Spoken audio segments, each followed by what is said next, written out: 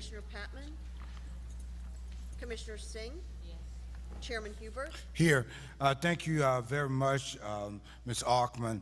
I just want to, before we get started this morning, we do have a quorum of the commission, and we do anticipate Commissioner Patman very shortly.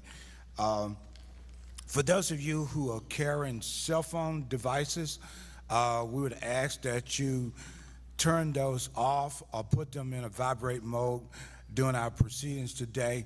And also because these proceedings are being recorded, and so they're very sensitive and they pick up everything. And so we'd encourage you also to keep your conversations to a minimum because that will interfere with the recording proceedings as well. At this time, it is always great to be back at Wright State University. Wright State has been an integral part of the commission and its work.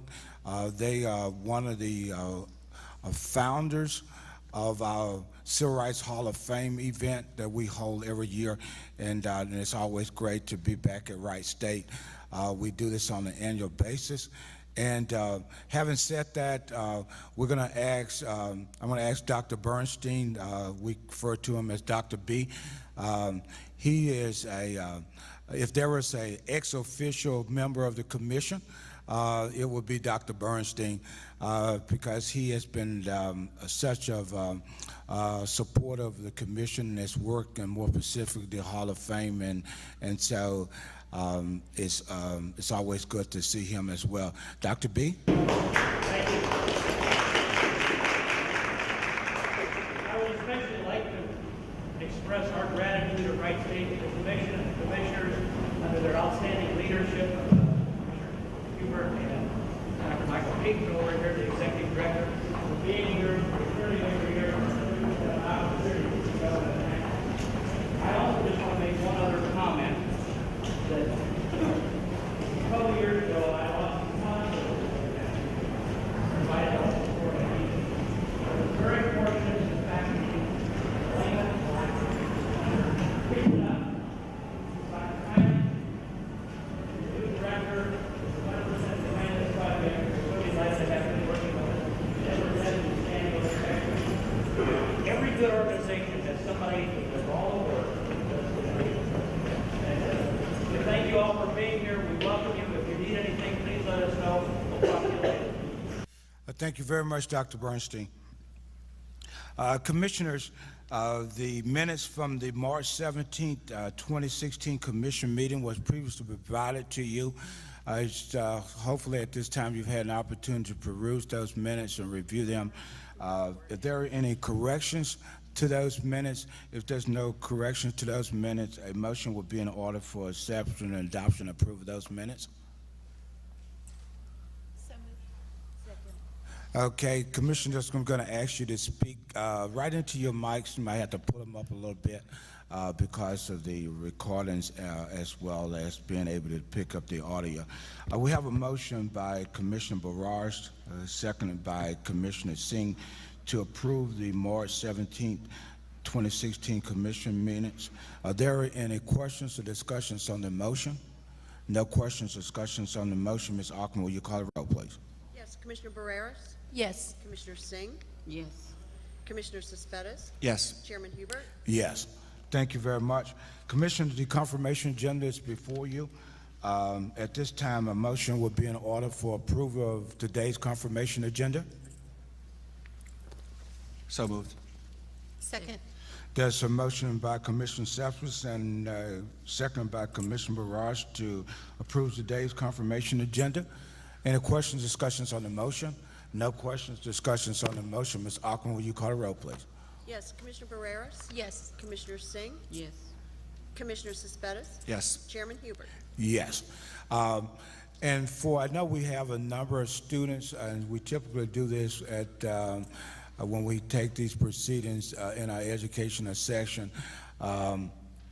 At the end of the meeting, hopefully we will might have an opportunity, if you have a couple of questions, we'll be more than happy to answer, because so often when we're going through these proceedings, it might sound French, or something strange to what we're doing, and so we fully want you to get a grasp of understanding of what it is that we're doing. Typically what happens in the confirmation process is, when you come to these public hearings, and for today, for example, we have 3 appearances, cases before the commission.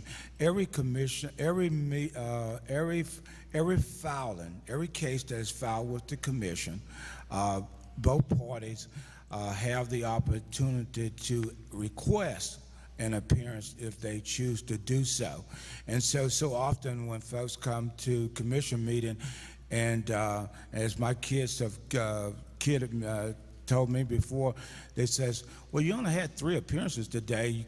You guys really didn't do too much work. And someone would think that, but what people don't fully understand is all of the cases that appears on the confirmation agenda today, that requires that the commission rule and act on each of those individual cases. And so that still requires, although no party asks for an appearance, it also requires that all commissioners have to do their midnight reading and prepare for those cases as well. And so often, and sometime, actually, you will see a commissioner bring a case that appears on the confirmation or weekly agendas up for discussion. And sometimes we even reverse the decisions that has been recommended from the staff. So anyway, we will try to use this a little bit of an education process as well as we go through the process today.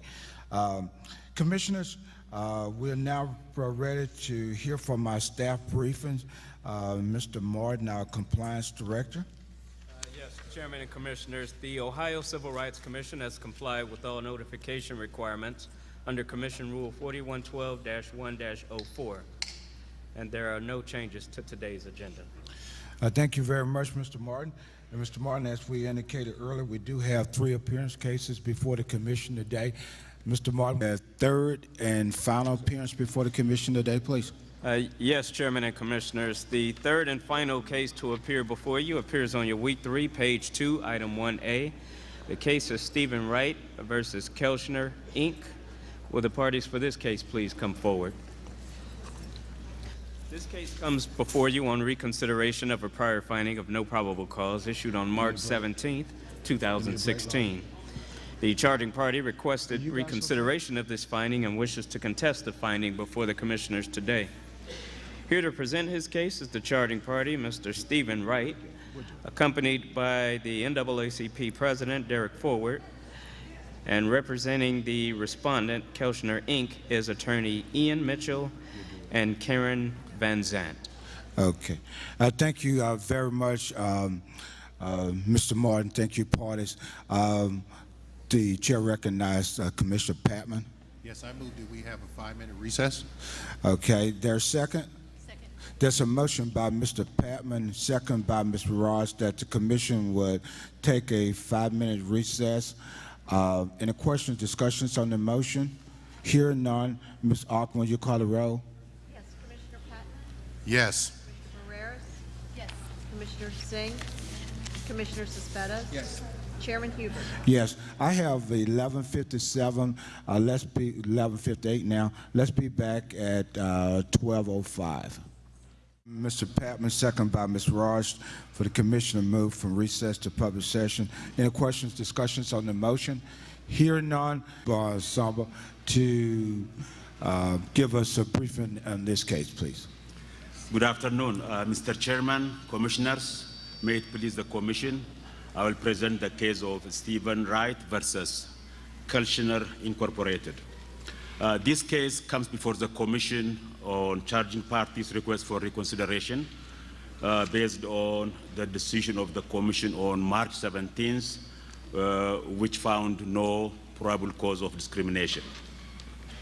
Charging party filed a charge of discrimination and also for contacting NAACP during, according to him, his last suspension. The regional office found that the prior determination was that charging party was not promoted because he was not qualified for the position. And regarding his allegation of harassment, the regional office found that there was no evidence to show allegation of harassment. And again, regarding termination, the regional office found that he was terminated due to job performance problems. The record of this case indicates that charging party was hired on August 4th, 2014 as a laborer, and he was discharged in June 2015. Regarding the issue of harassment, it is true that charging party complained internally saying that he overheard a Caucasian white coworker using the N-word. That was the issue of harassment he complained about. And the investigation also indicates that respondent promptly investigated his allegation, his complaint of harassment at workplace. And subsequent to its internal investigation, it was substantiated that charging party's co-worker, Caucasian, admitted saying using the N-word. Respondent promptly discharged that person for using the N-word and for conduct and violation of its policy. So the issue of harassment was handled. Respondent addressed it, took a swift action against the perpetrator of the harassment. Regarding the layoff issue, charging party is alleging that he was laid off because he complained. And he's saying that that was in retaliation. But the layoff, contrary to the allegations, the layoff was not motivated by retaliation. This is a construction industry. During the winter time, it lays off employees. And not only the charging party, other similarly situated, several employees were laid off for the season. It was seasonal layoff, and when spring came, spring 2015, charging party was rehired. As such, the layoff was not motivated in retaliation. There is no nexus between this decision of seasonal layoff and charging party's prior complaint of harassment, which was appropriately addressed. And the other issue raised was that he was denied promotion because of race and in retaliation. Charging party, yes, asked that he be promoted to assistant project manager position. Respondent readily accepted his request and assigned him to shadow another senior, seasoned and experienced assistant manager who was also a black person. And during shadowing to become an assistant manager, the investigation indicates that charging party did not follow the instruction of his supervisor, and he lacked necessary skills for the position. So the promotion was denied due to his lack of qualifications the position required. Another factor regarding the promotion allegation that very much strongly undermines allegation of discrimination because of race is that respondent selected another African-American employee to be trained and finally hired as an assistant project manager. That name is Tamar Peterson, was hired into this APM position. Finally, the investigation indicates that charging party was not discharged because of his race or retaliation.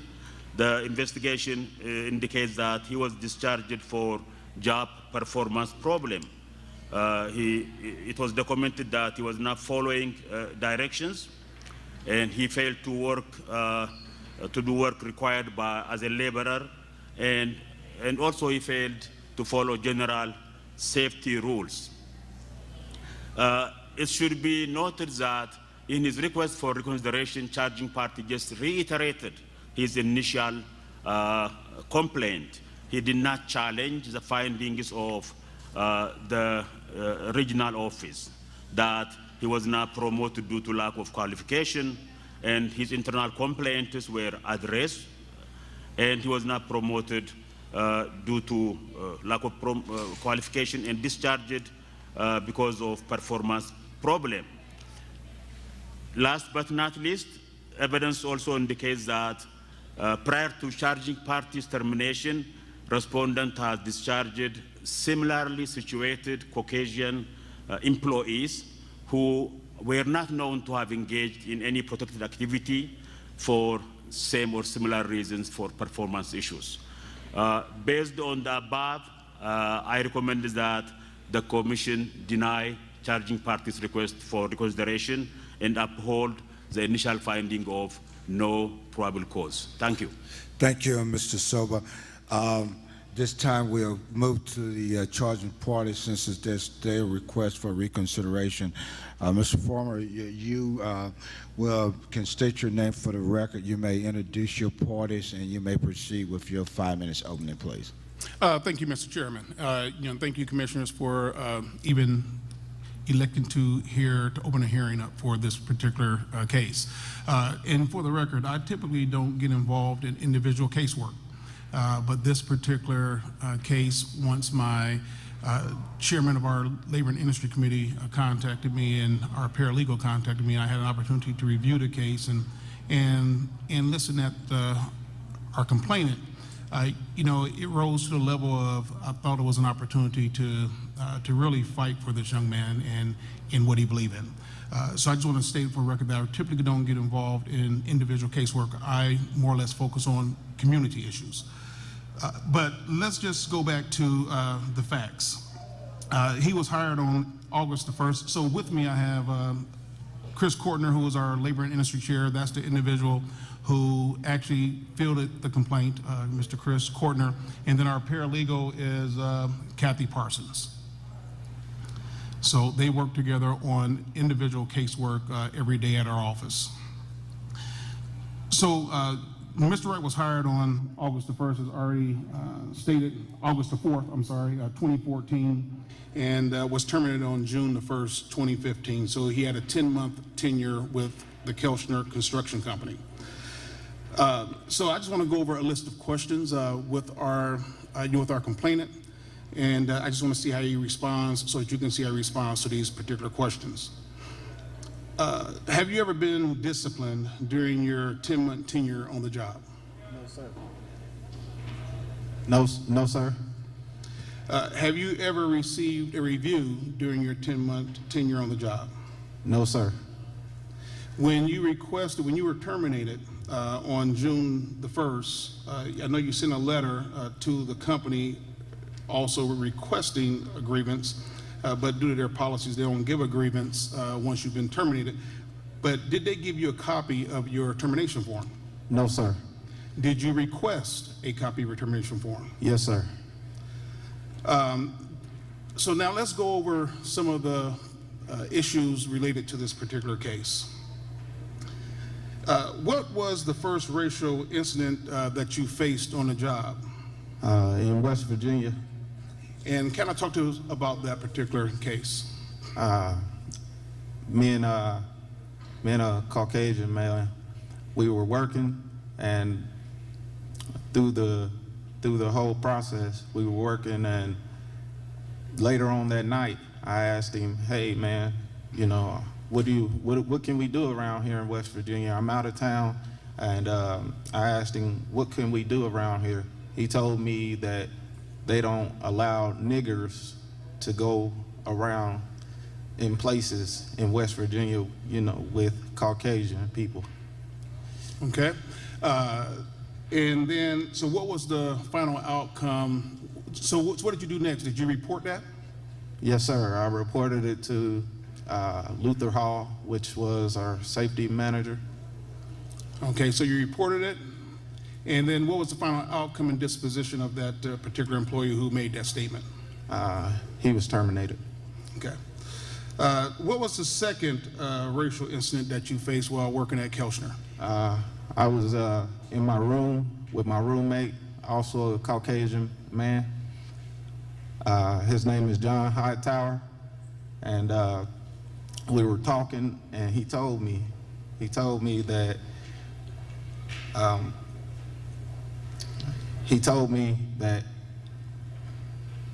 when, I'm sorry, I'm a little nervous, I apologize, but I wrote them all down. He told me when I was talking with him that when there's no black people around, every Caucasian man that's on that site, they have a field day with the nigger word. And I lost my breath. I was lost for words. And what city and state did that happen in? Cadiz, Ohio. Okay, so now that's the second incident. Did you report that? No, sir. And why didn't you report that particular incident? It was like he was my roommate. It wasn't like he was the enemy, you know. It was more or less, you know, in confidence. You know, he told me that this is the way things go when you're not around. Okay, so what was your third racial incident while working at Kelchner Construction Company? It was a racial joke that I reported to my foreman, Chris Blair. It was a racial joke, you know, saying, the guy said to me, what does a black man and an apple tree have in common? And I was like, what? No, I don't know. He said, well, they both hung from it, and he thought it was funny. Got a minute left, Mr. Foreman. Okay. All right, so you went ahead and reported that. Yes, sir. Okay, so then you applied for this assistant project manager job. Yes, I did. And who did you apply through that job with? I asked for the position through Brad Landis. And what did he tell you? He told me that he'll let me shadow one of the assistant project managers. And what happened? I never got to shadow the assistant project manager that I was supposed to. So now you have been put in a hostile work environment. You haven't had any disciplinary issues on the job during your tenure there. You haven't received a review. The employer did tell you that you were doing a well enough job that you would be able to shadow this individual. So what are these credentials right here before us? These credentials right here are certifications for a heavy equipment operator, which that's what I thought I was hired in to be, but I found out later I was hired in to be a laborer. I'm sorry about that.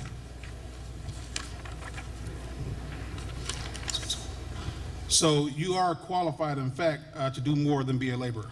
Yes, sir. So then, so shortly after the third incident, the third racial incident, then after that, you were uncomfortable. Now you done face racial tension on the job. So now you came where and filed a complaint. I'm sorry. Where did you file a complaint at that point in time? I filed a complaint at the NAACP. And then, Mr. Courtner, did you make contact with the Kelchner? I did at the time, and I forgot who I talked to. Tyler Kelchner. Yeah, and I asked him about the incidents that Mr. Bright had brought up, and did he have any kind of forum to address the concerns that Mr. Bright had, and they did not. And I asked for any kind of documentation that they would have to address these concerns that Mr. Wright had, and again, I never got anything from that company. Thank you. So he filed a complaint with the NAACP. Shortly after he filed a complaint with the NAACP, he was on the job for probably about a month after that, month or so, and then they terminated his employment. So once they terminated his employment, then he, of course, we directed them to the Ohio Civil Rights Commission, and, to the unemployment office to file for benefits. So the unemployment office said that, ruled in his favor, and said that they found no just cause why he was terminated, so he started receiving unemployment benefits. And in the unemployment, so basically what they were saying is that he was not doing his job, and that the job did not change since the date he was hired. But the employer, Kelchner, did not respond to the unemployment situation at all. So at that point in time, he did receive unemployment benefits, and shortly after that, he did file with the Ohio Civil Rights Commission. So when he filed with the Ohio Civil Rights Commission, who called you and made an offer to you? Anthony Corona. And what kind of offer did he make to you on behalf of Kelchner? He offered a settlement. And what type of settlement was that? How much was that? $15,000. Okay, and then he called you a second time. Is that not correct? Yes. And what was that settlement for? $20,000. Did you accept that offer? No, I didn't. And then what was the third? Yes. Yeah,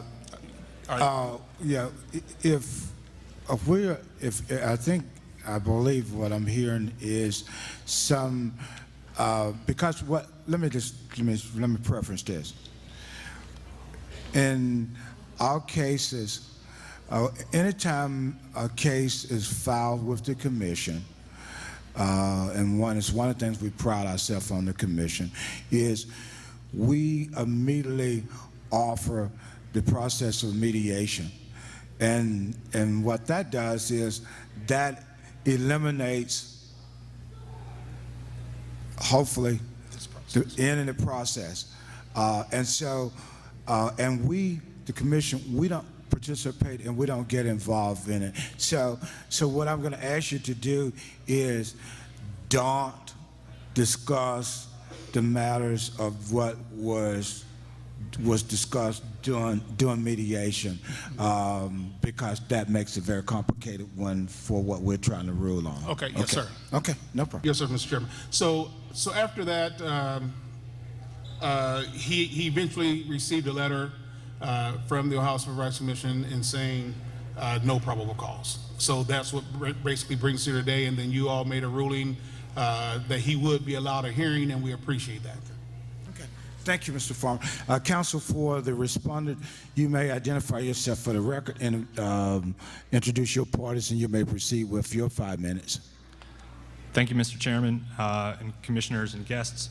My name is Ian Mitchell. I'm an attorney with Reminger in Cincinnati, Ohio, and I have the privilege of representing Kelchner Incorporated today, which is a construction company out of Springboro, Ohio.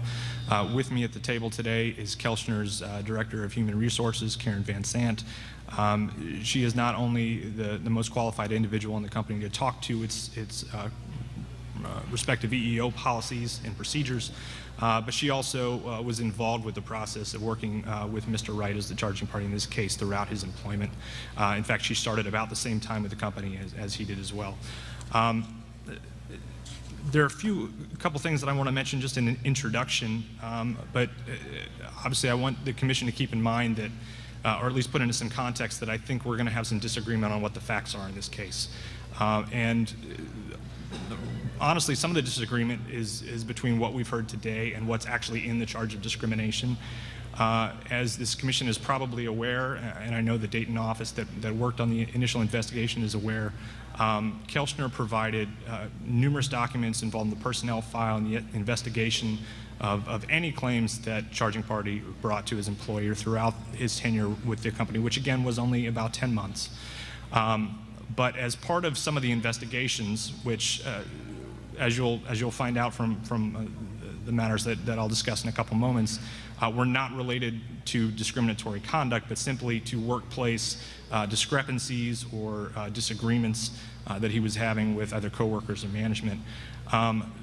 Ms. Van Sant conducted several interviews in order to just try to investigate what the nature of those complaints were, and recorded those interviews, and we provided those to the OCRC. And I think any review of those recorded interviews would demonstrate that there's a substantial disconnect between the things that Charging Party was saying to Kelchner and the Human Resources Department at that time, and between what he's now saying today. Really, the crux of this case, as was demonstrated by the regional staff's report, the crux of this case involves Charging Party's disappointment at the company's assessment of his performance doing a particular audition, if you will, or tryout for an assistant project manager position. It is absolutely accurate that Charging Party started with Kelchner in about August of 2014. There was an incident in September of 2014, shortly after he started, that he reported to the safety director, Luther Hall, who is an African-American safety director with a long-standing tenure with the construction company. That comment, pursuant to Kelchner's policies, was reported up through the EEO procedure, all the way up to Ms. Van Sant, who investigated the comment by the other coworker. When she was satisfied that he had in fact made the comment, she didn't hesitate. She terminated him right away and recontacted Charging Party about the result, and he indicated that he was satisfied with that result. At that time, he did not make any other complaints about discrimination or treatment in the workplace that was in all related to his race. In fact, what we just heard about Mr. Hightower was not something that has ever been reported to Ms. Van Sant, and I think Charging Party indicated that he did not report that complaint himself. Charging Party is, by all accounts, an extremely ambitious individual, and I don't think there's any contention to the contrary here. From the very moment that he started with Kelchner as a laborer, which is an entry-level construction position, as opposed to a heavy equipment operator, which is something that has to be earned through on-the-job skill and ability. He started as a laborer and had to work his way up to the top, but on a regular basis, Charging Party would go to his supervisors and ask for promotion opportunities because he felt that the laborer position was below his education and training. He was consistently counseled by some of his coworkers, including Mr. Luther Hall, who again was the safety director with the company, later a foreman and also an African American, that the education that he had received in his professional training school was not sufficient for the environment that they were in, that really what he needed to try to obtain were the skills and abilities on the job site in order to qualify him as a heavy equipment operator. Undeterred by this encouragement to continue to work hard and to follow instructions, again, being very ambitious, he sought out the assistant project manager position through Brett Landis, who's now a vice president with the company. He was provided that opportunity to audition with an existing assistant project manager, Tony Marks, who's the gentleman mentioned as the shadow in this case, who he was intended to shadow. He did, in fact, receive instructions to work with Mr. Marks. He was given specific instructions on a silt sock measuring task that he was supposed to do, and that when he was finished with that task, he was to report to Mr. Marks. I think it's a little disingenuous to say that he never had the opportunity to shadow with Mr. Marks, because the instruction was specifically to work with him to report those measurements and to determine that he had done them accurately. At the end of the day, Charging Party decided to go around Mr. Marks and submit those directly to Brett Landis, the vice president. And when he found out that they were done incorrectly, he was directed back to Mr. Marks to correct them. Unfortunately, he did not do that a second time on the second day of opportunity being able to do that, and again took them back to Mr. Landis, and they were again incorrect. As a result of that subsequent inability to follow directions, he was counseled that that was essentially an elementary task of the job, that he needed to be able to follow those instructions and report to his supervisors accurately and not disobey those directions. The initial complaint that was lodged with Ms. Van Sant was not a race discrimination complaint, and I apologize if I can have just a little bit more time. The initial complaint that was filed with Ms. Van Sant in relation to the assistant project manager position was that he was offended that Mr. Landis had said that this was an elementary task of the job. The recorded statements that we provided to the commission indicate that the issue that Mr. Wright was most concerned with was that he was essentially being called stupid by his supervisor, and that felt that that was sufficiently in front of his peers that it was embarrassing to him. In actuality, again, he was just merely stating that this was an elementary task of the job to follow directions and to report to his supervisor. Again, it had nothing to do with discriminatory animus. It had nothing to do with his race whatsoever. In fact, the gentleman that eventually took that job, the assistant project manager job, when the audition with a charging party failed, he's an African-American male named Tamar Peterson. He tried out the audition, did well, and ultimately received the position. Kelchner has a comprehensive EEO policy that it follows its policies and procedures very well. I think the record demonstrates that in each case where a charging party brought anything to the attention of one of his supervisors or HR, the policies and procedures were handled properly. Ultimately, the basis for his termination was his embarrassment at not getting the assistant project manager job, and when he was put back on as a laborer in order to drive haul trucks, he simply did not want to do those tasks and continued to complain to his management that they were beneath him. And ultimately, his supervisor let him know that it was not working out, and that was going to have to be it. The comments about the NAACP being involved, that did not occur from Kelchner's standpoint, from the records that we are aware of. That contact did not happen until after he was already terminated in June 2015. So the suggestion in his request for reconsideration that it happened back in April when he was auditioning for the APM job is not consistent with our understanding of the facts of this case.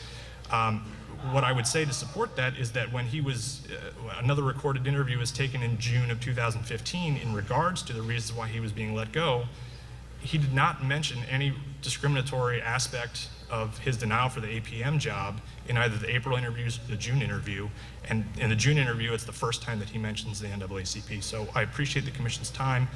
On behalf of Kelchner, I would respectfully request that the Commission adopt the report and recommendation of the regional staff of the Ohio Civil Rights Commission. Thank you. Okay, thank you, Councilor. Questions from commissioners?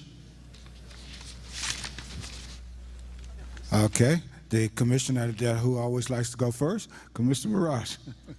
I just happen to be on the right. To Ms. Van Zant, thank you for coming in and being here. My question is this. When you conducted an investigation into the use of the N-word by the individual that you eventually fired, and I commend you for that, what other information did you obtain about the environment? The other people that I had interviewed on the site didn't know anything of the comment. It was a conversation that was just between the person that was let go and Stefan. So I couldn't find any other evidence that anything else had went on. And Stefan didn't bring anything else up, so I didn't go any further than interviewing the guys on the site. Have you received any other complaints of kind of an environment that is free and, you know, making racial or any other kinds of offensive comments or jokes? Not since I've been there. I've been with the company about 1.5 years. And what is the racial makeup? We do have minorities, but it's primarily Caucasian. Primarily Caucasians. We do have African Americans and a few female laborers as well. If I could also add to that, I'm aware that Kelchner has a minority recruiting program that they actually utilize as well, despite the demographics of their employment base. And how big is Kelchner?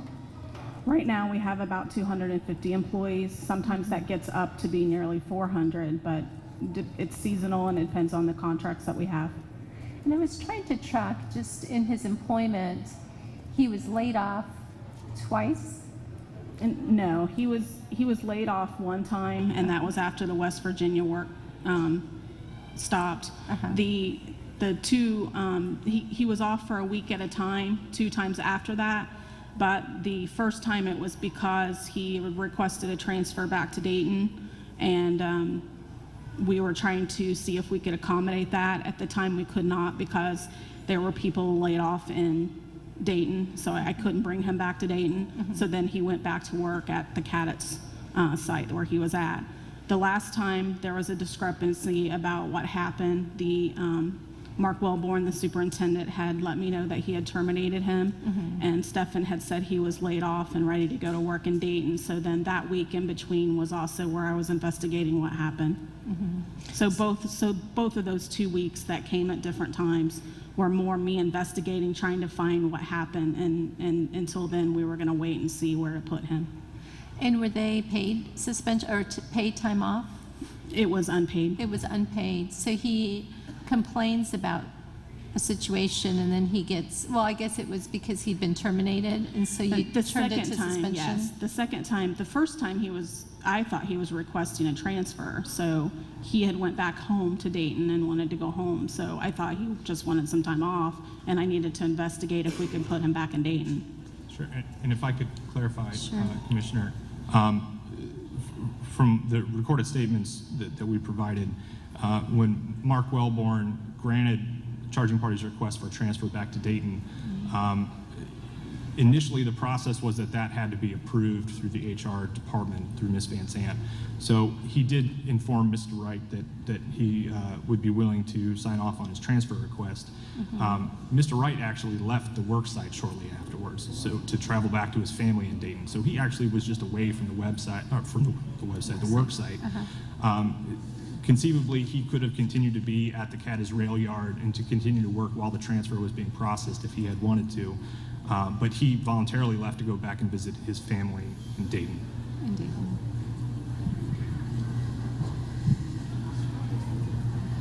I think that's all I have to know. Mr. President, do the commissioner do any public sector work? We do. Okay. Do you have, then, I assume then you prepare a federal EEOC plan? We do. Okay. And we just were awarded a renewance of our compliance certificate, so. Right. Then I know you were talking a little bit to Commissioner Ross about the makeup of the employees. Then if you file a EEOC plan, then you should know what those particular numbers are. Could you share with the commission your numbers for last year, please?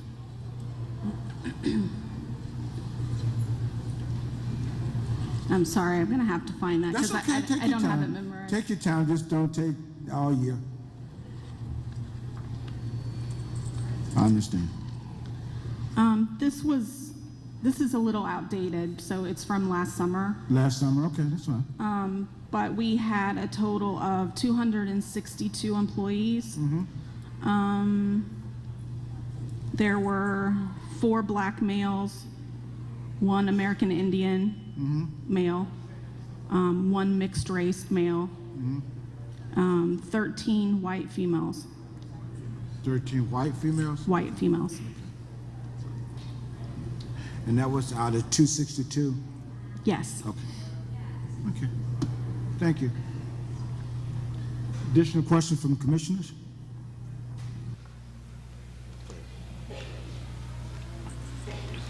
To charging party, who made the joke about the tree, the apple tree? The guy that made the joke was, his name was Robert Hawthoffer, and I did let the respondent know. I let Chris Blair know. Chris Blair told Mark Wellborn. Mark Wellborn contacted Karen Van Zandt, and Karen Van Zandt, I spoke with her over the phone, and I also told her, I have it in my notes because I wrote everything down. I also told her that I didn't want any retaliation because I knew it was a target on my back. I knew it was. And how soon after that were you terminated? Probably maybe 3 weeks, a month after that. Can I just make a point? 1 second. We'll get to you. That's fine. She's fine. Go ahead. Okay. One thing I just wanted to comment on, is that typically, if an employee is not performing up to expectation, there's some type of disciplinary action. There's some type of progressive, practice, whereas the employer will say, hey, we maybe need to take these steps, to get you in the direction that you want to go. I don't believe that within 10 months, probably at that point in time, 8 months, that he would be given, if he was not performing well, that he would have been given an opportunity to shadow for an assistant project manager position if he was not performing well. Then secondly, he would not have been given the opportunity, or there would have been some type of disciplinary, some kind of documents inside of his record, inside of his employment file. So none of that exists, and it doesn't exist because he was performing well. What exists on the job there is an environment conducive to racial discrimination, and retaliation. And in addition to racial discrimination and racial intimidation. Here it is, you have a young African-American male on the job, has credentials that he shared with you, was given an opportunity to shadow someone, so apparently his performance was not lacking. Because his performance was lacking, he would not have been given opportunity to do that. So when we look at what has happened in this short period of time, there's 3 incidents of racial incidents that has taken place, 2 of which were reported, 1 of which he felt close enough to his roommate, or his roommate felt close enough to him to even share that took place. That these individuals on the job, when the African Americans are not around, that there's nothing but jokes going on in the office. And as you just heard about the demographic makeup of the organization, now it doesn't mean that everybody is that way, but here's a Caucasian male telling you that that's the environment inside of the company, inside of the organization. So when we look at the short time frame from when he started making complaints, then now all of a sudden he's terminated within 10 months. So he came to our office, he filed a complaint on April the 3rd. So when he filed the complaint on April the 3rd at our office, then he actually filed the complaint with Mr. Kortner. Mr. Kortner then, shortly thereafter, contacted their office. So their office knew that the NAACP, that Mr. Wright had contacted the NAACP. And shortly after that, he was dismissed with no bad performance appraisals inside of his work history, with no write-ups inside of his work history, inside of his file. So if they can explain to me his performance, how they are stating that his performance was so bad, why was he given an opportunity probably by 7, 8 months into the job? And I'd be happy to address that. Counsel. Sorry, I'd be happy to address that. First, the statement that he never had any disciplinary actions or verbal warnings of any kind during the entire 10 months that he was at Kelchner is also, with all due respect, discordant with the facts. We provided documentation in the OCRC document production where he received a verbal warning in December of 2014 relative to disobeying instructions while driving a haul truck and driving them onto a job when it would put risk to other oncoming trucks from colliding. Those safety regulations rules are in place specifically so that trucks don't collide with each other on the workspace. And in spite of the fact that he was told by the foreman who was working on the job to stay put, he continued to drive forward, putting both himself, his vehicle, the vehicles of the other individuals, and the other individuals themselves at risk. So he was given a verbal warning for that. That was also documented and put in his file and provided to the commission. There was a subsequent verbal discipline that occurred in April of 2015 relative to failing to wear a seat belt as part of the normal safety regulations of the workplace. Coincidentally, 2 other individuals were disciplined for doing the exact same thing on the exact same date. Both of those 2 individuals were white. So to suggest that he never had any disciplinary issues while he was at Kelchner is somewhat disingenuous. He did get constant feedback. The fact that he was a 10-month employee explains why he didn't have an annual review. He had not completed 1 year's worth of employment at that time. He did get consistent feedback. Luther Hall, again, the African-American foreman with Kelchner with a long-standing tenure, provided testimony to the OCRC investigator that he gave charging party feedback on a regular basis about both his attitude and his job performance, and suggested to the investigator that if it were up to him, he would have let charging party go a long time before the company did. And that was based upon just his own personal assessment of charging party's ability to follow directions, to obtain the skills and abilities on the job, and again, had nothing to do with racial animus. The other aspects that I wanted to get to is number one, the joke by Robert Hofhopper, the so-called tree joke that was discussed earlier.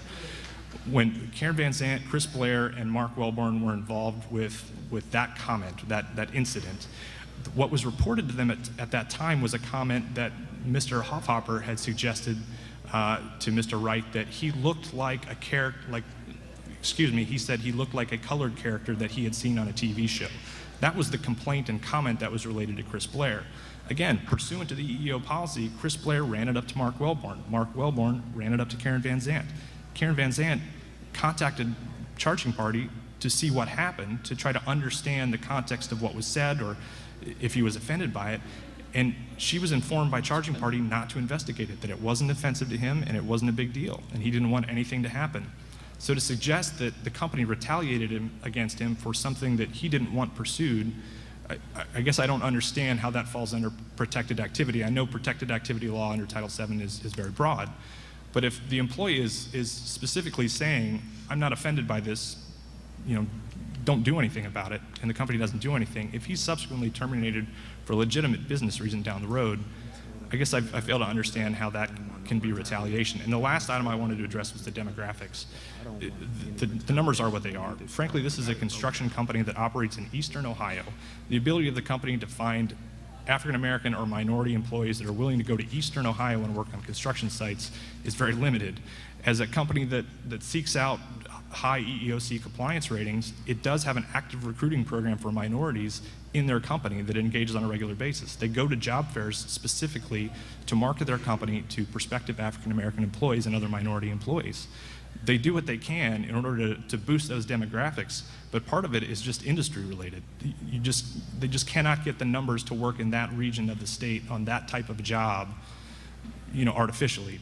They do the best that they can, but they cannot force those numbers to be higher. And it certainly doesn't have anything to do with an indication as to whether the company is invaded with a racial animus whatsoever.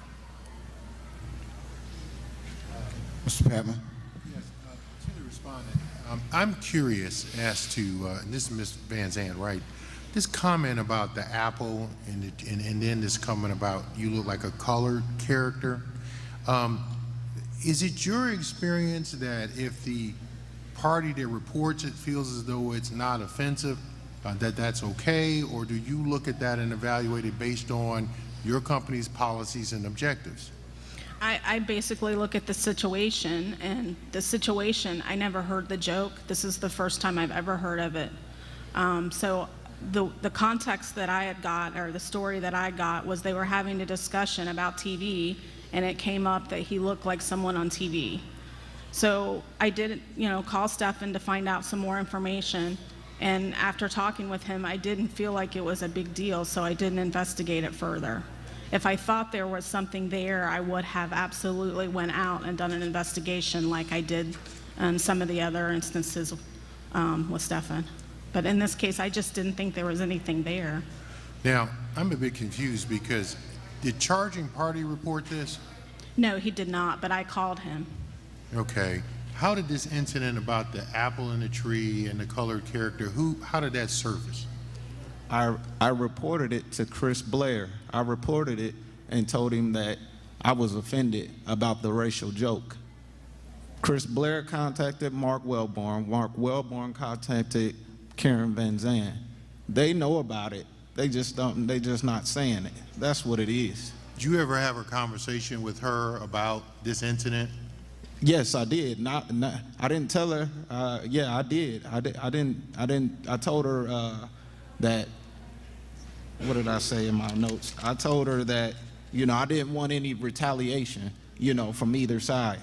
That's why I felt like they didn't investigate it. That's the truth. So your specific response was not that you were not offended, but that you did not want to be retaliated. Because I knew I had a target on my back. Mm-hmm. Now, after this statement was made, how long after that were you terminated? 3 weeks, maybe a month after that. Okay, right. And I think from the record, you were terminated by your immediate supervisor? Mark Wellborn, yes, sir. Mark Wellborn. And this is the individual that you reported the comment to? I reported it to Chris Blair. Chris Blair reported it to Mark Wellborn. Mark Wellborn contacted Karen Van Zant. What is Chris Blair's position? He was the foreman. Foreman. And Mr. Wellborn again? It was a general superintendent. And you know about this incident, but you said that based on, you've never heard these statements before. That's correct. Right. That's So you- the situation that I was told was completely different than this, and Stefan never brought up retaliation. Right. So no statement was made about apples and trees. No statements were made that you look like a colored character on TV. No, that did come up. That came up? Yes, the colored part came up. Yeah, I was wondering. I just, it seems to me that you need to look at your company policies and check. That's why I asked you, irrespective of his comments, however we accord whatever credibility we accord to his comments, do you personally, having, the job of maintaining the culture and character of the company, do you feel as though that's an appropriate comment in the workplace? And again, you have to understand construction. All of the Caucasian guys have nicknames, and they refer to each other like I know one in particular that's called Lenny because he looks like a Lenny character on TV. So I didn't really at the time associate that with, racial discrimination. I just thought maybe they were giving each other nicknames like they do. Right. But the specific claim I heard here was that he looks like a colored character on TV. That's a little different than saying you look like Lenny. Did you find that use of that phraseology was offensive? No, I thought it was a little outdated. I refer to people as African American or black, but then everybody's different. So. Right. Can you understand that someone might find that offensive? I can see both sides of it. That's why I called Stefan and asked him. Right. And what did he say? He said he wasn't offended by it and didn't want to pursue it and did not want me to investigate it. Did you talk to the person that made the comment? He's no longer with the company, but no. I did talk to Mark Wellborn, and I talked to a couple other people, and Right. it was hard for me to even find out who made the comment. I didn't find out who actually made the comment until actually we were going through this investigation. At the time, nobody would even tell me who said it, even Stefan. Okay. Last comment. Has he been replaced? His position been replaced? Stefan's? The charging party? Yes. Could you just clarify whether you mean the assistant project manager or the laborer? No, I'm position? talking about the charging party. Is Stefan Wright? He's been terminated, right? That's correct. He was employed as a laborer, but he also auditioned for the APM. I just want to make sure she understands which position. So maybe you can answer this, Counselor. Just looking at this prima facie test, was he replaced by someone? Was his position specifically replaced, or were his job responsibilities split up among other people? The laborer position comes out of a pool of employee resources that the company has, and so they are always hiring African American and Caucasian and peoples of any kind of demographics into that pool.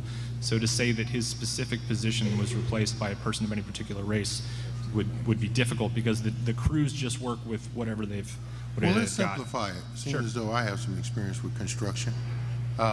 If you got 10 laborers on a job and you get rid of one, and you got 10 people on that job, did you hire somebody so you had 10 people on that job? I honestly don't remember. I mean, it's possible. And again, it would just be simply because they came out of a pool. I know Tamar Peterson, the gentleman that we've talked about that eventually took the APM job, started just before the charging party was let go. They worked together for a short period of time. So it's entirely possible that they had one more laborer than they potentially needed, and then when charging party left, they were at the equilibrium point or whatever of what they wanted for that site. I think what Ms. Van Sant is saying, it would be difficult to say, considering that those employees come out of a pool based upon their availability to travel to Eastern Ohio. And I understand that, but Sure. you have projects and you have project requirements, and my family's been in construction, but my dad's a construction engineer. I've been around this my whole life. You have a project, you have project requirements, you got 10, 20 people. This is a simple question.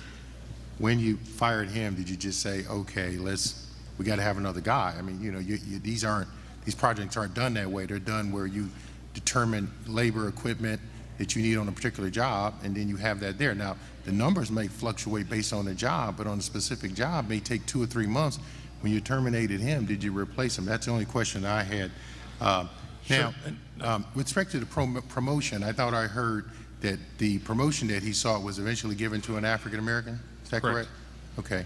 And now, when in record, I heard that I read, and maybe this is outdated information, that he was training, and it was possible he's going to get the position. Does he have the position now, or is he still preparing for it? Mr. Peterson did ultimately take that job. He did audition for it and get it. All right. And it's worth noting that the existing APM individual that trained both Charging Party and Mr. Peterson for that position is also African American and continues to work for the company. Thank you very much, Mr. Chairman. Mr. Farmer. Yes, Mr. Chairman. If I look at things just from a time perspective, he was hired in August. 2 months after he was hired, then he faced his first racial incident. 2 months after, he reports it. The person is terminated. A few more months after that, he faces his second racial incident. He did not report it because the individual came to him as a friend. Probably a month after that, according to the complainant, he received a verbal warning, something about the trucks. A few more months after that, there's a racial joke, and I don't consider any racial insensitive, I don't consider any of them jokes. I take them seriously, and the NAACP takes them seriously. So nothing is considered a joke when you're calling somebody colored, a nigger, the N-word, a mud shark. None of that is a joke. This is serious business. And for a company, HR director saying that she didn't feel that was insensitive, that's concerning to me. Very concerning. Then when you look at verbal, he was given a verbal warning in that same month for a seatbelt violation. I would like to know, and then a month later, a month to probably a day later, he was terminated. Is there a progressive disciplinary policy that they have in place? According to them, he has 2 verbals. He was never, we asked him at the beginning of this conversation, have you ever received a written warning? No. Have you ever received a review? No. And they answered that question that it had not been a year yet. But if he was not doing the job, or if his job, he was underperforming, there should have been some kind of progressive disciplinary or some kind of system in place to be able to say, hey, you're not doing a great job. You're not doing the job that we need for you to do. But instead, he gets kudos and say, shadow this person for an assistant project manager job. It's not making sense. It's not adding up. If it isn't right, you must indict. If it isn't right, you must indict. If I could clarify real quickly, the criteria that he was perfectly qualified for the APM job based upon his work prior to that point. It requires a little bit of a distinction. He had been hired as a laborer, which again is the entry-level position on the construction work site itself, does physical labor. The fact that he had not been working up to the standards that they had been asking for him, it is not necessarily relevant to whether or not he was going to get the APM position. The APM position is primarily an in-office support position for the project manager. So essentially what they do is a lot of administrative work, some clerical work. The specific task, as I mentioned, that Charging Party was asked to do as part of this audition was simply to measure the silt sock, which is I didn't know what it was, but it's a membrane that goes around a construction site. And then those measurements are taken and transferred to an invoice, which is given to the client. It's important that those numbers are correct so that the client gets invoiced properly. But I think that just demonstrates that the APM job was an office position, that any performance that he had done in the field wouldn't necessarily equate to. In fact, I think that's the #1 reason why Charging Party wanted to obtain this APM position, was because he wanted to get out of the laborer position, wanted to get off the job site. So that's why the opportunity was afforded to him, so that he could have that opportunity to get out of what he didn't want to be doing. And ultimately, that was one of the reasons why that he ultimately was terminated. I mean, his performance had been low, but after the APM position the audition didn't go the way that he wanted, he became more and more frustrated. And again, the recorded statements from all of his coworkers demonstrate, he became more and more frustrated with the fact that he was just a haul truck driver, that he was being asked to remove mats from the railroad tracks. And when he would continually try to shirk those duties and get out of them, that's when the negative feedback from his coworkers and from his supervisors came that he felt more and more frustrated with. So it was mostly the fact that he didn't want a job anymore and was continuing to complain about it. Those were the reasons, along with his poor job performance, as to why the termination decision occurred the way that it did. So again, just to clarify, the APM position is an office position that doesn't necessarily have anything to do with his work as a laborer. I think the record demonstrates, based upon the recorded statements, but also the write-up that was in his file, that he had safety issues. He had received counseling from Luther Hall that said that he did not have the abilities and skills to be the heavy equipment operator or whatever position that he wanted to, that he was ambitious towards. And again, it's Kelchner's position that Charging Party is a good individual. They're not saying he was a horrible employee. They're not saying he was a horrible person to work with. He was just very ambitious, and unfortunately that ambition didn't always translate over to the ability and skill to demonstrate that he was worthy of being promoted. There was absolutely no discriminatory animus, but that's really the crux of what this case boils down to, is that he was disappointed with not getting that job. Thank you. Thank you, Counselor. Mr. Chair. Yes, Mr. Farr. All right. Now, once again, I believe what has been demonstrated here is that there is an unjust system that has taken place inside of Kelchner. I believe what has been demonstrated here is that this young man was given an opportunity to shadow somebody, so apparently his performance was not bad. Because this was during the tail end of his job there, when he was given this opportunity. What's been demonstrated, and not just demonstrated, but what the fact is, he has credentials. What's been demonstrated is we have an HR director that does not look at the word colored as offensive.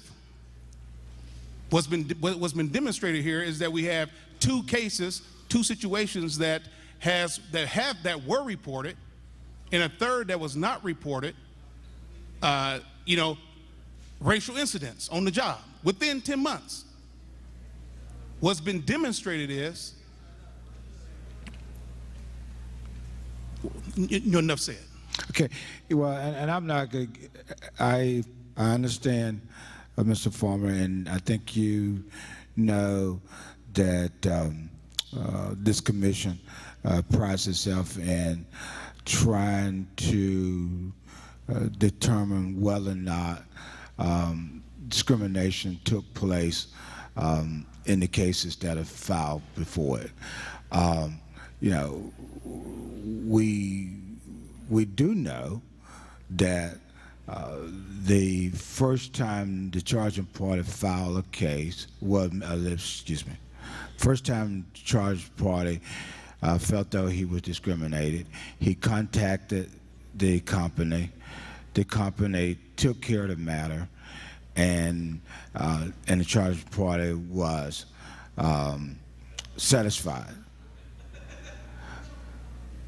What we do know, secondly, that the charging party decided himself not to make the company aware of an incident. And what we do know on the third one, which is a little bit confusing in the sense that we've heard two different stories as to the alleged charge. And so what we have to do within the commission under 4512, we have to find the nexus of the discrimination that been alleged took place was the reason why the action was taken by the company. So if we can put those, and trust me, that's why we sit here, and it's an honor to do this, and we try to work at trying to figure that out. So if you can take those boxes and put them in those boxes for me and give me something, I'll take it and I'll shepherd and I'll run off with it. Yes, Councilor. Mr. Chairman. Yes. Mr. Chairman, if I could illuminate some of that critical issue that you just mentioned as to the context of the third incident that you're referring to. Because if it really is the crux of this case, I think it's fairly simply resolved. When charging party spoke with Ms. Wright over the phone on June 1st, 2015, which was the date when she officially informed him that he was going to be terminated with the company. She was going to stand by the original term. Excuse me, June 1st, excuse me. June 1st of 2015. That recorded statement, again, was provided to the commission, and in that conversation, she has a discussion with him that she's going to stand by the decision, and that is the first time where charging party suggests that this is about race. And that conversation takes place. He says, I can't help but feel that this has something to do with my race. And her comment to him at that time was, well, Stephan, if that's the case, why didn't you come and talk to me about this? Why didn't we have a discussion about this? And he says, oh, well, I thought we did talk about it, you know, from the comment about my coworker. And her comment to him was, but you told me that you weren't upset by that and you didn't want anything to happen as a result of that. And he said, yes, that's right. But I can't help but look back now that all of this had to do with retaliation of some sort. So hopefully that simplifies it. And again, and that's in the record that was provided to the regional staff. And I think that's ultimately one of the critical aspects to resolve that third issue that you mentioned. Okay. Mr. Wright, you want to say something? Yes, sir. Yes, sir. I worked out there in the field. They only know what they were told. I experienced it. I was there, and I reaped everything they said to me. They only know what they were told. I started writing down every time something happened to me or I had an incident. Like the incident we were discussing on May 12th, 2015, time approximately 12:40 p.m. That's when I told Mark Wellborn, and I spoke with him, telling him about the racial hostile environment that I was in. And it also says in my notes, if you want to read them right here, sir, that I didn't want any retaliation from any side because I knew it was a target on my back. I knew that. And so you shared that with who all did you share that with? I shared it with Chris Blair. Chris Blair told Mark Wellborn. Mark Wellborn told Karen Van Zandt. Okay, Ms. Van Zandt called you? Yes, sir. Okay, and now walk us through the conversation with Ms. Van Zandt when she called you. How did that conversation go? I told her just like I told. Now, Chris, now tell us. Okay. I had a conversation with Karen Van Zandt telling her that I had a racial joke thrown at me. Yes, I didn't appreciate it at all. That I didn't want any retaliation from either side because I know I just came back because I was laid off for a week. They called it was a investigation. It was an investigation on me, but it wasn't an investigation. You know, I didn't get paid that whole week I was off work. It's been a couple of times I done been off work and did not get paid, but the other party got paid. They were still working, but I wasn't. I still got, a family to feed. I still, I wasn't working. I didn't get compensated for that at all. So why were you off for work? For their investigation, that's what they called it. they wanted to investigate what happened, but Okay. yeah, but I had no compensation for it at all. Okay. And Mr. Commissioner, sorry about that. Hold on, Mr. Farmer.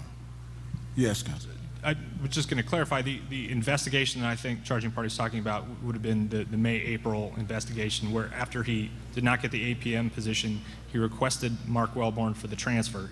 He'd been put back onto the work crew with Mr. Wellborn as general superintendent at the Cadiz Rail Yard job site, and he was working as a laborer. He indicated that he was frustrated with having to work at that laborer position and asked Mark Wellborn for a transfer back to Dayton. Mark said at that point that he was willing to sign off on that transfer request. And then again, after that, charging party could have stayed on the job site and worked while that transfer request was processed, but he elected to go back to Dayton to be with his family, hoping that ultimately he would end up going back there. As Ms. Van Zandt said, she was not able to secure a spot for him in Dayton because they were already laying off employees at that time.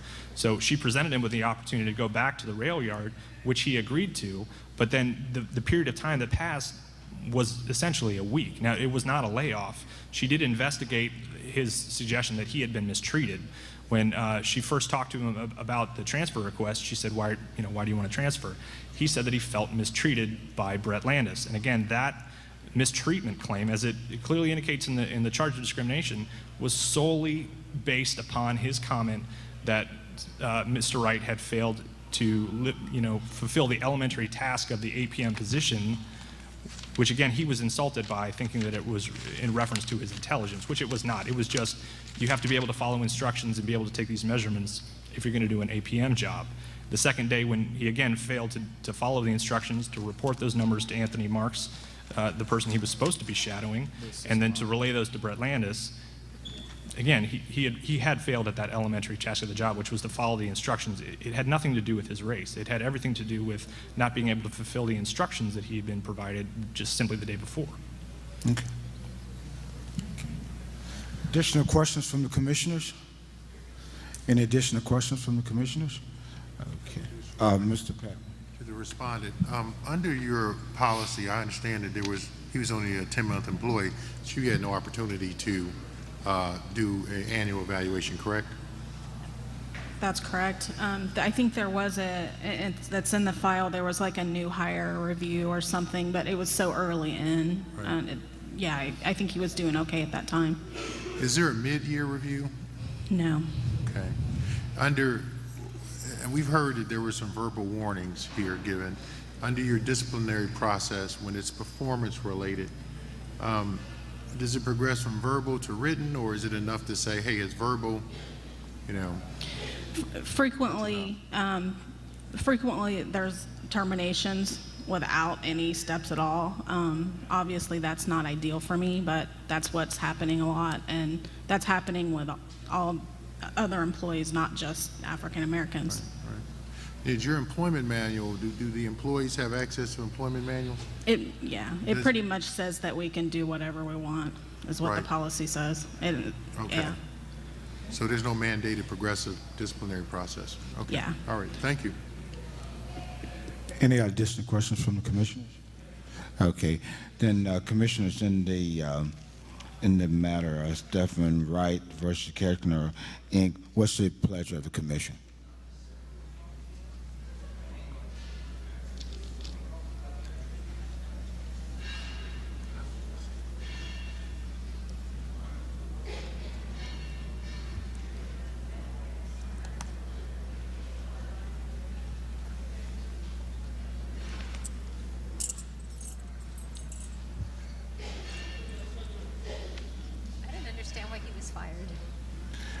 Okay, that's a great question.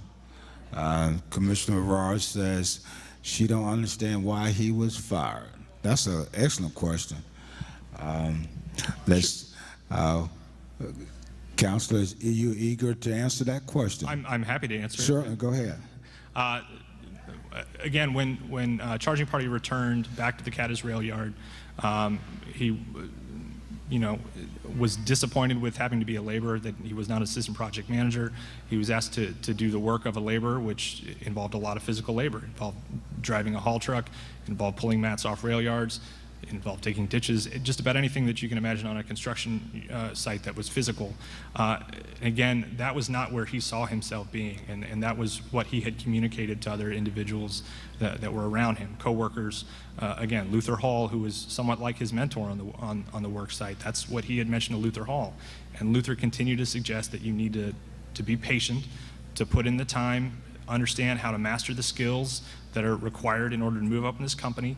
Luther counseled him that he'd been there for a long time before he moved up to a foreman. It took 10, 11 years, just as it did anybody on the work site, to get that kind of experience and influence in order to get promoted on a construction site. However, in spite of that counsel, and in spite of those encouragements that you can succeed in this company, you can continue to move up, there just was not the patience to deal with that time component. And so charging party's complaints grew more and more substantial, that he didn't want to do the labor positions. And specifically, one of the tasks that he did not like to do and had been cautioned from his coworkers from avoiding was the issue with the mats. He didn't want to have to take those off the rails. So he'd find other things to do or conveniently disappear when it came time to do those tasks at the work site. So on the day in question, May 22nd of 2015, when he had a conversation with Mark Wellborn, again, after having returned from this, however you want to call it, parlay in Dayton, Ohio, he returned and was again being assigned a task for that day, which I believe was haul truck driving. I think that's the testimony that we had in the OCRC investigation with Mr. Corona. And again, at that point, he complained about having to do that and walked away grumbling under his breath, saying he didn't want to have to do that. And the general and superintendent, Mark Wellborn, that had assigned him that task, simply said, look, we can't continue to have these complaints. I think that's it. And at that point, they parted ways. And that was essentially the termination event. So he was terminated for complaining? Well, it was a combination of it. I'm sure Karen could probably speak more to it well, but it was the history of the performance issues. But then ultimately it was, again, because he was disappointed with not getting that APM job and having to go back to the laborer position, is what he could not get over. And again, she took extensive recorded interviews of his coworkers that all were universal in expressing the fact that he was vocal about being disappointed at putting back on the laborer position and did not want to do that work. And he complained about other things as well. So Wellborn, he was complaining to Wellborn about his job, about the environment, and Wellborn said, I think that's just it.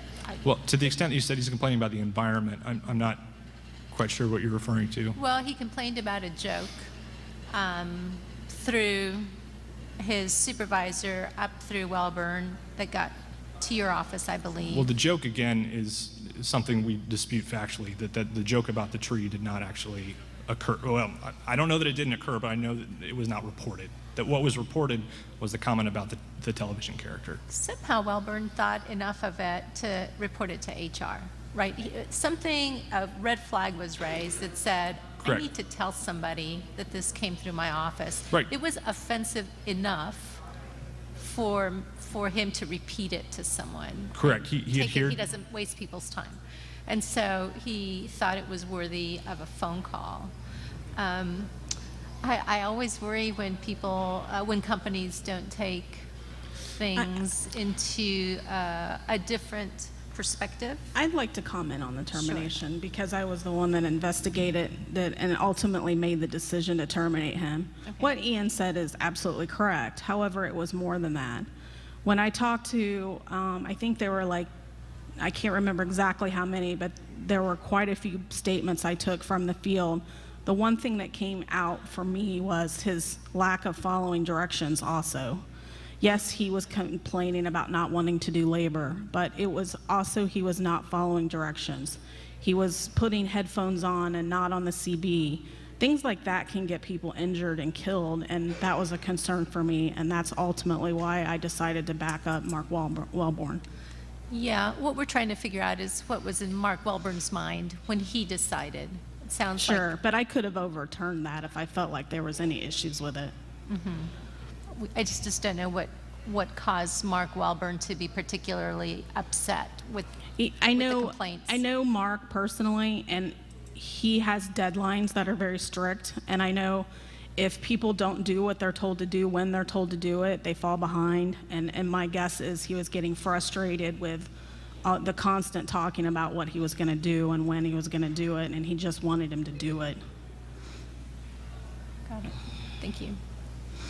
Mr. Martin, statutorily we're in June, is that correct? That's correct. It's a June 17th statute. Right. Meaning that we do have at least a couple more meetings left. We have Right. April 28th, Right. May 19th, Okay, June 9th. okay. Just looking at all the options. Okay. Mr. Farmer. Thank you, Mr. Chairman. Don't you? Hello? Okay. I just want to point out two quick things.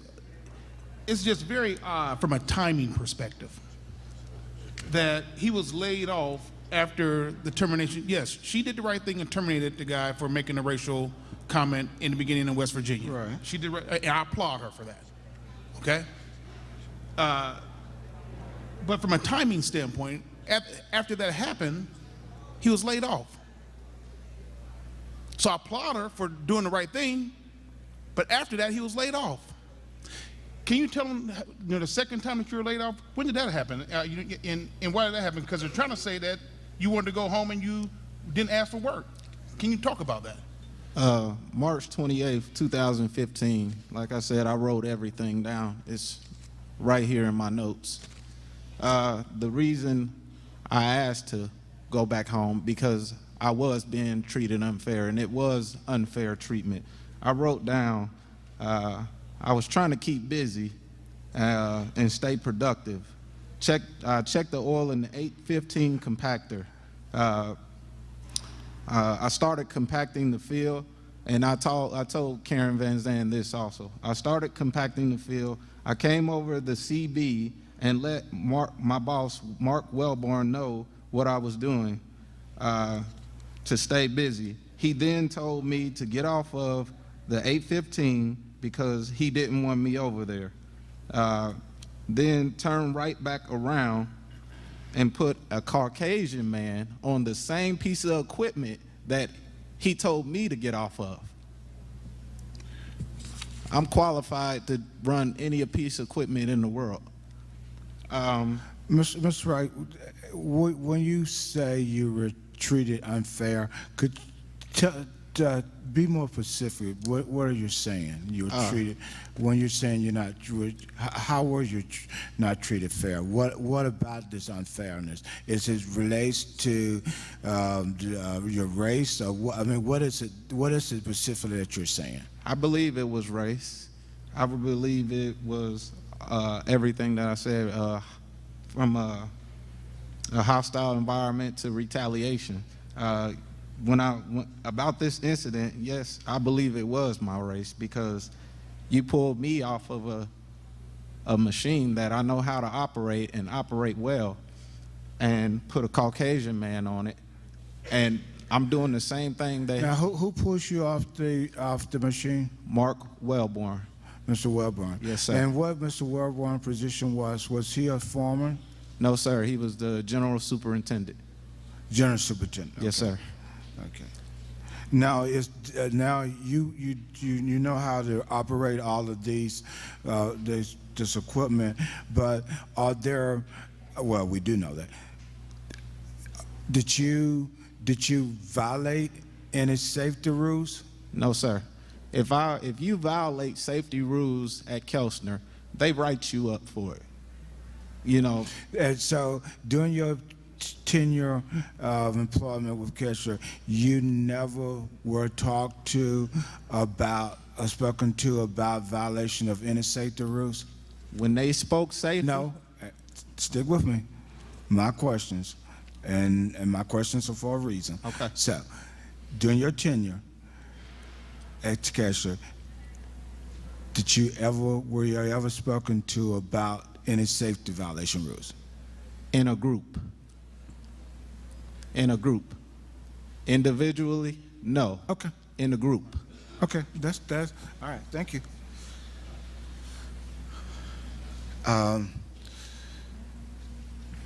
Director, yes. Did we talk to Mr. Kilborn?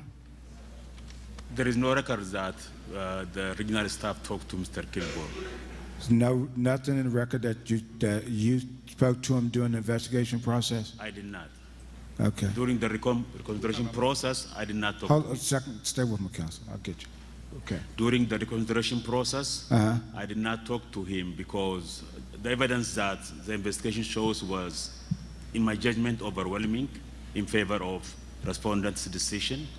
Did not find discrimination when all Caucasians were also discharged for the same reason. When the person also who used the N-word at workplace was immediately terminated upon internal investigation, I didn't find any need. Most importantly also, assistant project manager position that charging party aspired to, he was given the opportunity. When he failed, another black person was given that position. So I did not find a need for further investigation in my judgment. Okay. Counselor, what did you want to say? I just wanted to briefly clarify, just for the accuracy of the record, I think we were referring to Mark Wellborn, and he was Wellborn? Mark Wellborn, and Investigator Corona did speak with him as part of the process. With all due respect, I just wanted to make sure that was clear. He did speak with Mr. Wellborn. And one other aspect that I believe I failed to mention, on the exact same date the charging party was discharged from the work site, May 22nd, Paul Carpenter, another white laborer at the work site who is Caucasian, was also terminated for performance reasons as well. So there were actually 2 individuals terminated on that same date.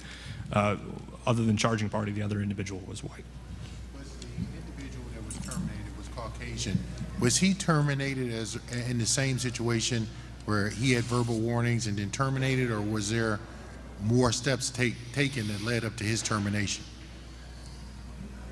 There was no warnings with him. He was a newer tenured employee, I believe, in his first 90 days of employment. So he was doing quite a few unsafe acts and had been verbally warned. And when he did them again, they go. Are there any, do you see any evidence of any people who had gone through that initial 90 days, who had cleared that hurdle, on their way almost to a year, who were Caucasian, who were given verbal warnings and then terminated for safety reasons? Yes. Sometimes yes. There's not a lot of documents, and that's what I'm trying to work on with the culture management team, is to start documenting things. So yes, since I've been there, I've seen a lot of people let go without any warnings at all. If in fact we sent this back for further investigation, as the chairman is contemplating, is this information that our investigators could access and get so that we could do a further evaluation? Yes. Okay, thank you.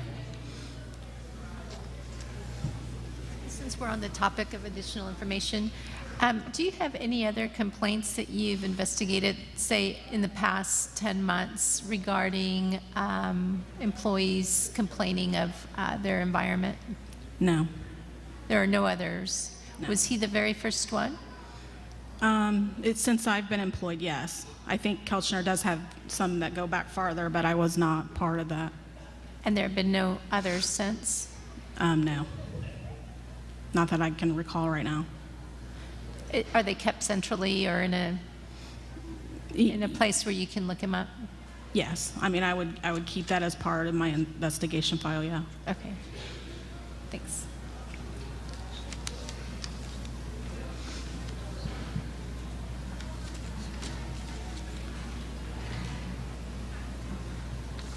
Any additional questions? Okay. All right, we'll try again. Commissioners, in the matter of Stephen Wright versus Kessler Inc., what's the pleasure of the commission?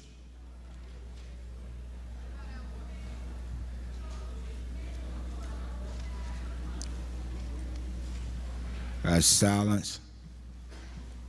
Okay. Commissioner Barras got us raised the question, got us talking again. Is there another question? Yeah, I think Commissioner Patman trying to read my mind.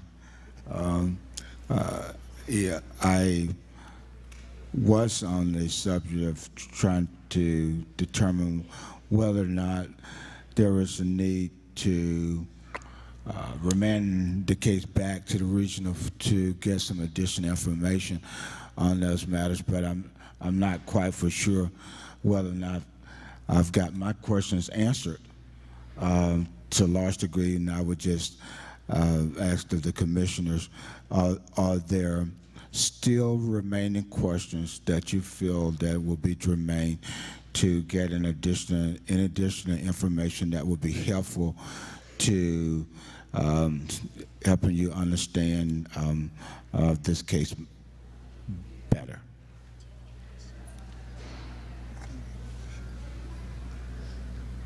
Commissioner Cephas? No, my questions have been answered. Okay. Mr. Patman? My questions have been answered, but of course, I need confirmation of certain facts, and I think Respondents Council made a good point that there is significant fact dispute here in this case. I don't know how to resolve it, however. Okay. Ms. Davis? Commissioner Mirage? I'm okay. I'm You comfortable. okay? You're comfortable? Commissioner Singh? You're fine. Now, your fact questions? I've asked them. You asked them? Yeah, but my point is that when you have people disagreeing about certain facts, Right. you know, as much inquiry as can be undertaken has been undertaken. So I guess the Right. answer should be my questions are answered. Okay.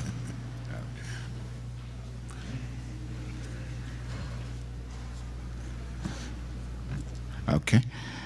Then, Commissioners, in the matter of Stephen Wright versus Keckler Inc., what's the pleasure of the Commission? Commissioner Singh? I move that we uphold the Commission's finding and deny the charging party's request. Okay. There's a motion by Commissioner Singh that in the matter of Stephen Wright versus Keckler Inc., that the Commission would uphold the no probable cause finding and deny the charging party's request for reconsideration in the matter. Is there a second to that motion? Is there a second to that motion? Second. That motion has been seconded by Commissioner Cephas. And at this time, are there any questions or discussions on the motion?